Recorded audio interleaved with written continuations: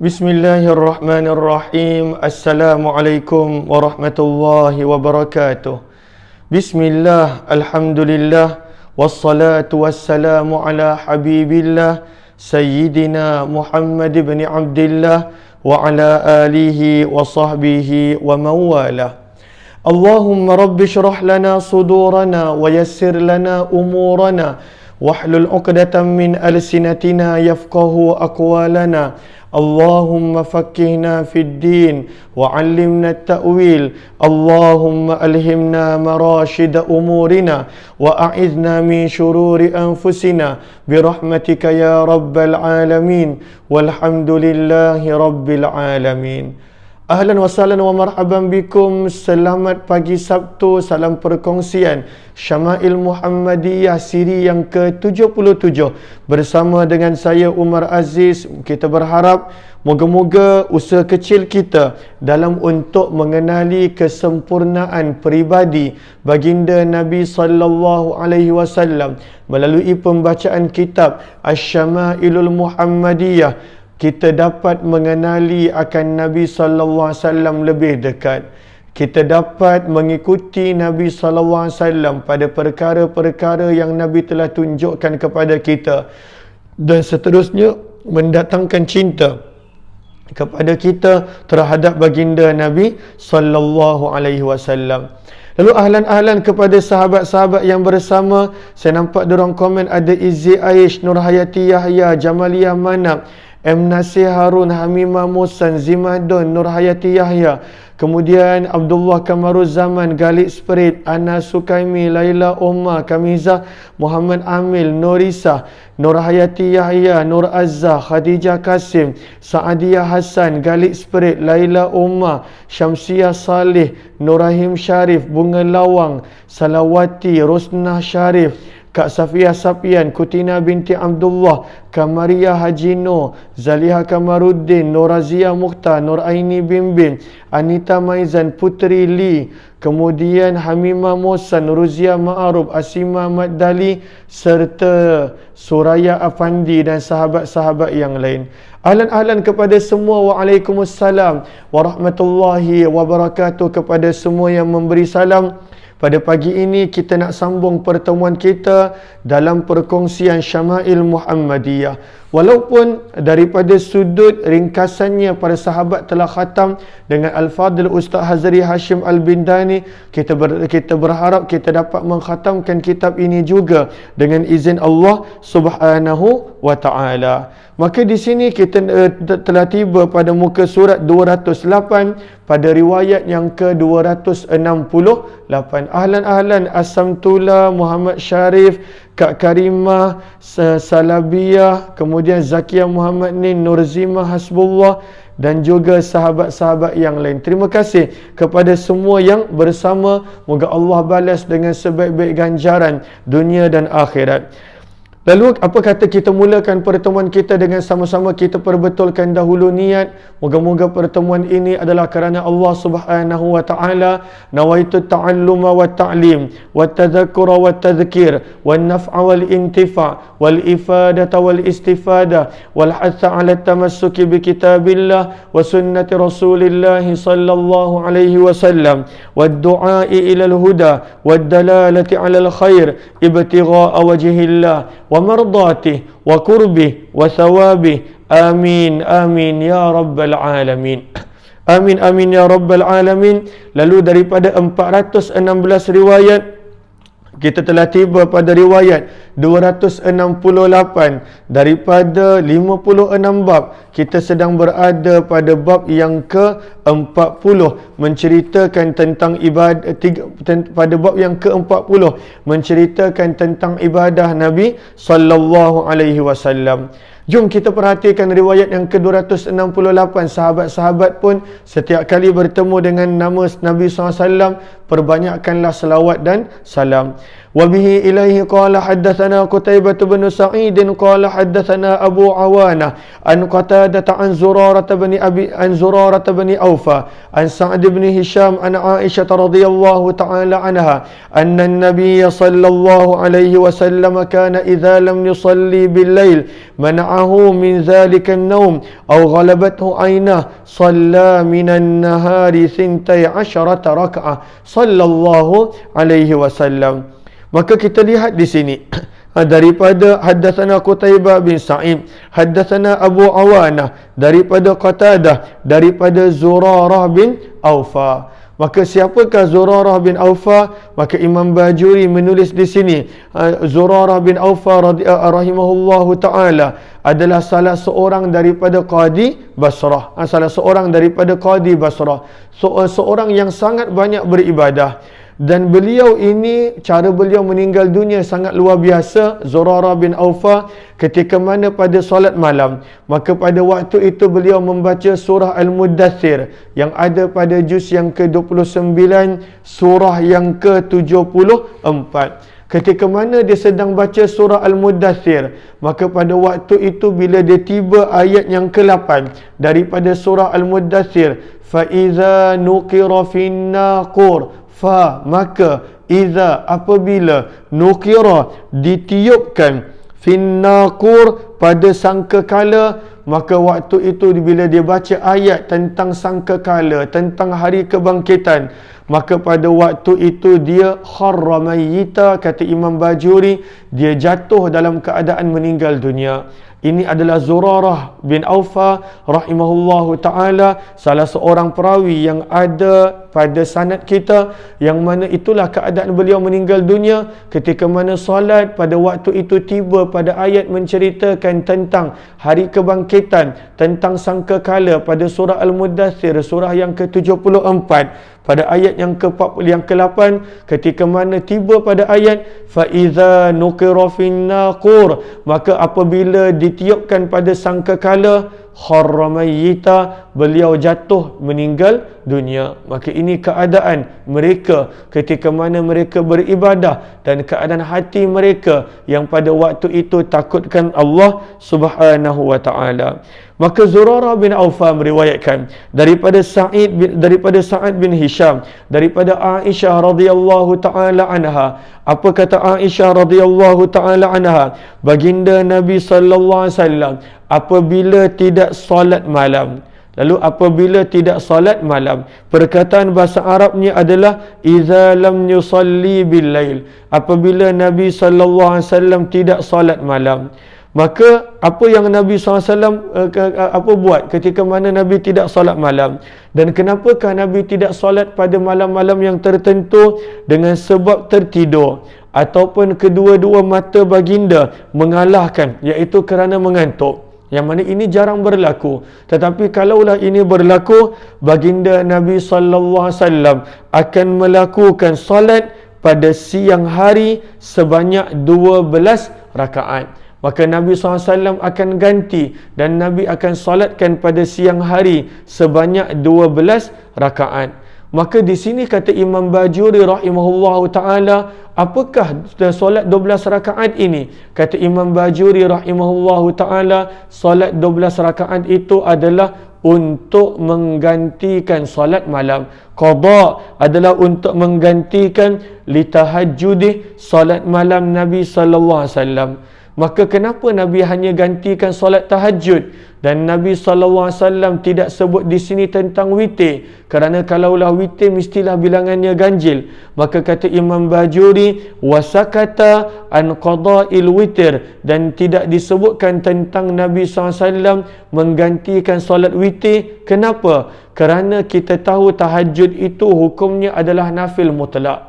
Lalu itu hukumnya adalah nafil mutlak. Tahajud termasuk dalam nafil mutlak. Akan tetapi witir kita tahu bukan nafil mutlak. Maka kalaulah benda yang nafil mutlak seperti mana tahajud, seperti mana solat tahajud selain daripada witir, itu pun Nabi SAW ganti, dan itu pun Nabi SAW qada kerana telah menjadi kebiasaan. Syaratnya menjadi kebiasaan. Maka pada waktu itu solat-solat yang witir, kata Imam Bajuri, yang bukan nafil mutlak, yang kedudukannya lebih tinggi daripada nafil mutlak, sebab Nabi perintahkan dan Nabi galakkan. Sebab itu dia tidaklah wajib seperti mazhab Imam Abu Hanifah dalam mazhab Syafi'i, cumanya ianya adalah sunnah yang ditekankan. Maka semestinya witir adalah lebih aula untuk diganti dan juga diqadakkan. Maka inilah kata Imam Bajuri rahimahullahu ta'ala, li'annahu, ketika mana Nabi SAW pada waktu itu telah mengqadakkan nafil mutlak, maka daripada sini kita nampak bahawa solat witir lebih aula, lebih utama untuk pada waktu itu diqadakkan. Daripada riwayat ini juga kita nampak bahawa boleh pada waktu itu mengqadakkan, boleh, bukannya wajib, boleh untuk mengqadakkan akan nafil mutlak ketika mana nafil mutlak itu telah menjadi akan sebahagian daripada rutin harian, telah menjadi sebahagian daripada amalan yang kita istiqamahkan. Maka sebab itu riwayat dalam Sahih Muslim daripada Umar bin Khattab radhiyallahu taala anhu, yang mana baginda Nabi sallallahu alaihi wasallam bersabda, "Man nama, barang siapa yang tertidur an daripada hizbihi minal lail, amalan-amalan hizib yang dia telah biasa pada waktu malam." Lalu barang siapa yang tertidur daripada hizibnya yang dia telah istiqamahkan pada waktu malam, maka amalan pada waktu malam itu dia baca, dia lakukan di antara solat subuh dan juga solat zuhur, kana kaman qara'ahu minal lail, sabda Nabi adalah sama seperti mana dia baca amalan yang dia telah istiqamahkan itu pada waktu malam. Maka ini adalah beberapa penerangan yang Imam Bajuri menerangkan bahawa bila solat tahajud pun Nabi qada kerana disebut 12 rakaat, dan witir adalah sesuatu yang ganjil, bilangan ganjil. Maka bila yang nafil mutlak Nabi qada kerana Nabi telah lakukan dengan biasa. Berdasarkan riwayat Imam Muslim daripada Umar bin Khattab radhiyallahu taala anhu, maka kita nampak di sini bahawa witir lebih aula dan lebih utama, pasti Nabi sallallahu alaihi wasallam ganti dan juga Nabi sallallahu alaihi wasallam qada. Maka Nabi sallallahu alaihi wasallam bersabda, barang siapa yang mana, kata Aisyah, ketika mana Nabi sallallahu alaihi wasallam tidak salat malam kerana tertidur ataupun mengantuk, apakah baginda akan buat? Maka baginda Nabi sallallahu alaihi wasallam pada waktu itu Nabi sallallahu alaihi wasallam akan melakukan solat pada siang hari sebanyak 12 rakaat. Dan dalam riwayat Imam Muslim tadi, Nabi sallallahu alaihi wasallam sebut barang siapa yang tertidur daripada bacaan hizib dia, daripada bacaan rutin dia yang dia biasa amalkan dengan istiqamah, maka hendaklah dia baca di antara solat subuh dan juga solat zuhur. Dan orang yang membacanya, yang pada waktu itu menggantikannya di antara subuh dan zuhur, seolah-olah adalah dia tetap istiqamah amalan itu pada malam hari. Maka ini adalah riwayat tentang Nabi menggantikan solat yang baginda tidak sempat pada waktu malam kerana sesuatu urusan, dan Nabi gantikan pada waktu siang. Seterusnya hadis yang ke-269, wa bihi ilaihi qala haddatsana Muhammad bin al-Ala qala haddatsana Abu Usamah an Hisham ya'ni bin Hassan an Muhammad bin Sirin an Abi Hurairah radhiyallahu ta'ala anhu an Nabi sallallahu alaihi wasallam qala idza qama ahadukum min al-lail falyaftah salatahu bi rak'ataini khafifatain. Seterusnya daripada sini kita nampak sallallahu alaihi wasallam haddatsana Muhammad bin Ala haddatsana Abu Usamah daripada Hisham iaitu Ibnu Hassan daripada Muhammad bin Sirin daripada Abu Hurairah radhiyallahu taala anhu daripada baginda Nabi sallallahu alaihi wasallam, yang mana Nabi sallallahu alaihi wasallam bersabda, apabila salah seorang daripada kalian bangun untuk solat malam, maka bukakanlah solatnya dengan 2 rakaat yang ringkas.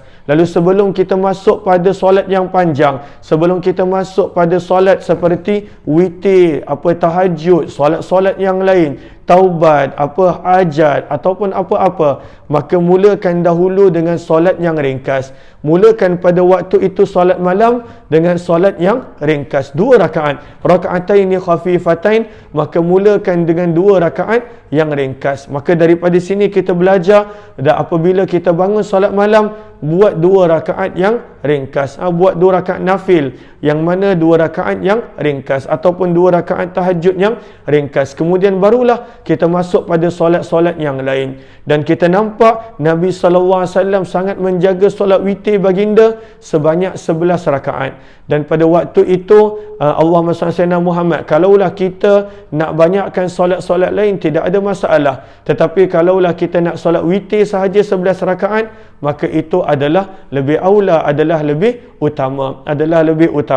Dan kalaulah kita nak buat solat lain juga tidak ada masalah. Kita nak buat solat taubah, kita nak buat solat tahajud, kita nak buat solat hajah, yang mana ini semua adalah tidak menjadi masalah. Maka sebab itu bila Nabi SAW mulakan qiyam Nabi, solat malam Nabi, apakah Nabi SAW mulakan? Nabi SAW pada waktu itu mulakan dengan 2 rakaat yang ringan. Nabi SAW mulakan dengan 2 rakaat yang ringan.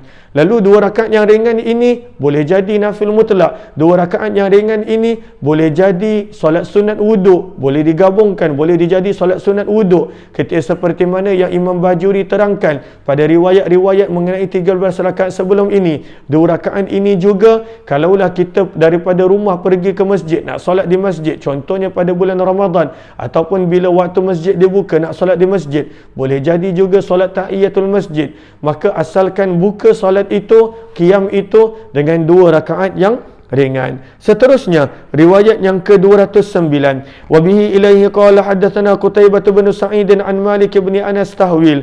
Qala haddatsana Ishaq bin Musa qala haddatsana Ma'an qala haddatsana Malik an Abdullah bin Abi Bakar an abihi anna Abdullah bin Qais bin Makhramah akhbara an Zaid bin Khalid al-Juhani radhiyallahu ta'ala anhu annahu qala la armukanna salat Rasulillah sallallahu alaihi wasallam fatawassattu atabatahu aw fustatahu fasalla Rasulullah sallallahu alaihi wasallam rak'ataini khafifatain, sama seperti riwayat 269.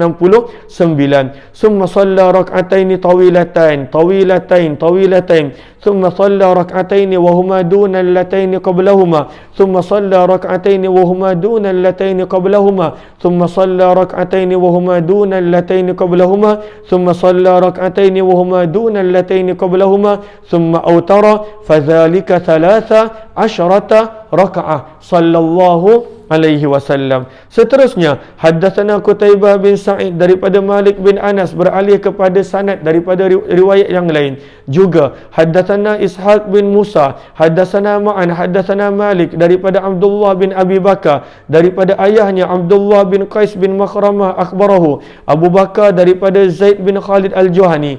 Lalu Khalid bin Zaid al-Juhani pada waktu itu berkata, aku telah memerhatikan solat Nabi SAW. Dia nak tengok bagaimana solat Nabi SAW. Zaid bin Khalid al-Juhani radhiyallahu ta'ala anhu. Maka untuk dia memerhatikan solat Nabi SAW, apa dia buat? Maka aku pada waktu itu aku jadikan bantal ambang pintu rumah Nabi. Maka di sini perawi syak sama ada dijadikan ambang pintu rumah Nabi sebagai pada waktu itu bantal dia, apa maksud dijadikan ambang pintu sebagai bantal, iaitu dia berbaring di ambang pintu rumah Nabi sallallahu alaihi wasallam. Ataupun perawi syak, perawi berkata ataupun dia berbaring pada kemah Nabi. Maka yang lebih tepat kata Imam Bajuri adalah yang kedua, iaitu dia berbaring depan kemah Nabi. Sebab ketika mana Nabi SAW berada di Madinah, Nabi akan tinggal di rumah isteri-isteri baginda. Maka adalah sangat tidak sesuai para sahabat pada waktu itu berbaring di hadapan rumah Nabi dan rumah isteri Nabi SAW. Maka ini adalah peristiwa ketika mana musafir, ketika mana dalam safar, maka dia berbaring di hadapan khemah Nabi sallallahu alaihi wasallam. Maka ketika mana waktu malam, ketika mana Nabi SAW bangun, kata Zaid bin Khalid Al-Juhani radhiyallahu ta'ala anhu, baginda Nabi SAW solat 2 rakaat yang ringkas. Lalu Nabi SAW mulakan qiyam Nabi dengan 2 rakaat yang ringkas yang kita sedang belajar, dan juga pada riwayat sebelum ini daripada riwayat Abu Hurairah, riwayat yang ke-269, yang mana Nabi mulakan dengan 2 rakaat yang ringkas. Kemudian baginda Nabi SAW mulakan solat yang panjang. Nabi mulakan dengan solat yang ringkas, dan kemudian Nabi SAW mulakan dengan solat yang panjang. 2 rakaat yang panjang. Maka pada nota kaki yang ke-114 kita nampak disebut yang panjang sebanyak 3 kali, menunjukkan solat baginda itu terlalu panjang, seakan-akan kedudukan solat 6 rakaat yang panjang. Lalu 2 rakaat yang pertama itu dia punya sifat, kalau kita nampak dalam bahasa Arab dia, kita nampak sifat dia yang mana mula-mula Nabi solat 2 rakaat yang ringkas. Kemudian kalau kita tengok bahasa Arab, thumma shalla rak'atain, selepas Nabi solat 2 rakaat yang ringkas, Nabi SAW solat 2 rakaat. Apakah sifat 2 rakaat itu? Maka pada waktu itu Zaid bin Khalid dia bawakan sifat kepada 2 rakaat selepas daripada 2 rakaat ringkas tadi dengan tawilatain. Dia ulang tawilatain itu sebanyak 3 kali. 2 rakaat tadi diulang tawilatainnya sebanyak 3 kali. Maka kita lihat nota kaki yang ke-114, disebut yang panjang sebanyak 3 kali oleh Zaid bin Khalid Al-Juhani, menunjukkan solat Nabi SAW pada 2 rakaat selepas daripada 2 rakaat ringkas itu terlalu panjang, seakan-akan kedudukan solat 6 rakaat yang panjang. Lalu tawilatain 3 kali bukan menunjukkan 6 rakaat yang panjang, tetapi tawilatain yang 3 kali itu menunjukkan kepada 2 rakaat yang sama, tetapi adalah umpama 6 rakaat yang panjang. Lalu ini cara Nabi SAW qiyamul lail. Kalaulah dapat kita gabungkan daripada hadis-hadis yang kita baca, daripada hadis Abdullah bin Abbas, daripada hadis Aisyah, Abu Hurairah dan juga Zaid bin Khalid Al-Juhani, bagaimana bila Nabi SAW bangun daripada tidur, yang mana Nabi akan duduk dan Nabi pada waktu itu akan baca penghujung surah Ali Imran, inna fi khalqis samawat. Kemudian Nabi SAW akan berwuduk. Kemudian Nabi SAW akan solat 2 rakaat ringkas, seperti mana riwayat Zaid bin Khalid dan juga riwayat daripada Abu Hurairah. Kemudian barulah Nabi mulakan solat yang panjang. Bagaimanakah panjangnya? Di sini Zaid bin Khalid menyebutkan 3 kali sifat panjang, tawilatain. Yang panjang. Inilah keadaan solat Nabi SAW. Kemudian baginda solat 2 rakaat yang lebih pendek daripada yang sebelumnya. Kemudian Nabi SAW solat 2 rakaat yang lebih pendek daripada sebelumnya. Kemudian baginda Nabi SAW solat 2 rakaat yang lebih pendek daripada sebelumnya. Kemudian baginda solat 2 rakaat yang lebih pendek daripada sebelumnya. Lalu total dah 12. Maka cara Nabi SAW solat malam yang disebutkan oleh Zaid bin Khalid dengan 2 rakaat yang ringkas.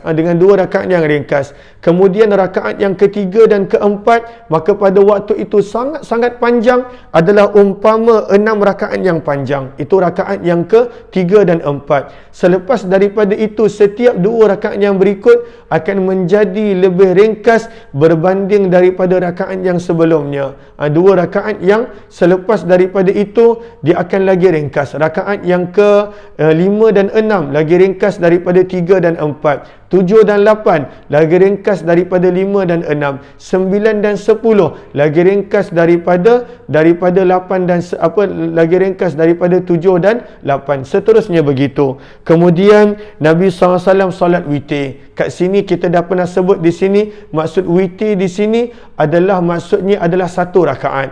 Lalu witir di sini bukanlah maksud Nabi lepas itu Nabi solat lagi 3 rakaat. Witir di sini adalah bahasa Arab yang memberi makna 1 rakaat.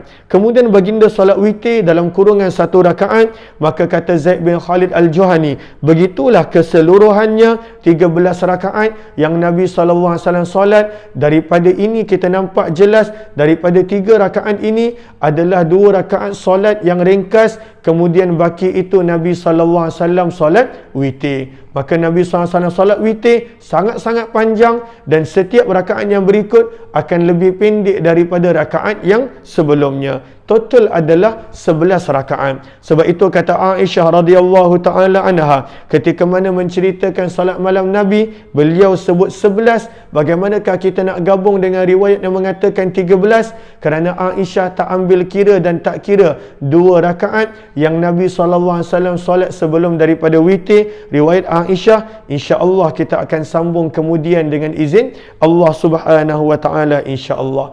Lalu moga-moga bermanfaat, moga-moga kita dapat sesuatu. Adakah ini menunjukkan kita tidak boleh solat-solat yang lain? Boleh, silakan. Kerana dalam mazhab Syafi'i sekurang-kurang witir adalah 1 rakaat, ada dalilnya. Kerana di sini bukanlah Imam Tirmizi nak menerangkan tentang solat witir Nabi, kerana ada juga riwayat yang Imam Syafi'i jadikan sebagai dalil solat witir itu boleh 1 rakaat daripada perbuatan sahabat Nabi SAW. Tetapi Imam Tirmizi nak nukilkan di sini tentang panjangnya ibadah Nabi SAW. Lalu ini bukanlah keseluruhan hadis-hadis tentang solat malam Nabi SAW. Ini bukanlah keseluruhan hadis-hadis tentang witir Nabi SAW. Maka para sahabat jangan keliru, maksudnya tak boleh solat yang lain, mesti solat witir sahaja. Solat witir pun mesti 11 rakaat? Tidak. Di sini kena faham tujuan Imam Tirmizi. Imam Tirmizi nak bawakan tentang ibadah Nabi yang luar biasa, maka dibawakan riwayat-riwayat yang menunjukkan tentang ibadah Nabi sallallahu alaihi wasallam. Kita akan sambung esok daripada riwayat yang ke-207, daripada riwayat 271. Moga-moga bermanfaat untuk sahabat yang kali pertama join join grup Telegram Kuliah Umar Aziz. Jumpa pada petang ini dalam jam 6 petang untuk perkongsian kitab Al-Adhkar. Moga-moga bermanfaat. Terima kasih semua. Wabillahi taufiq wal hidayah. Assalamualaikum warahmatullahi wabarakatuh. Jazakumullahu khairah. Terima kasih semua.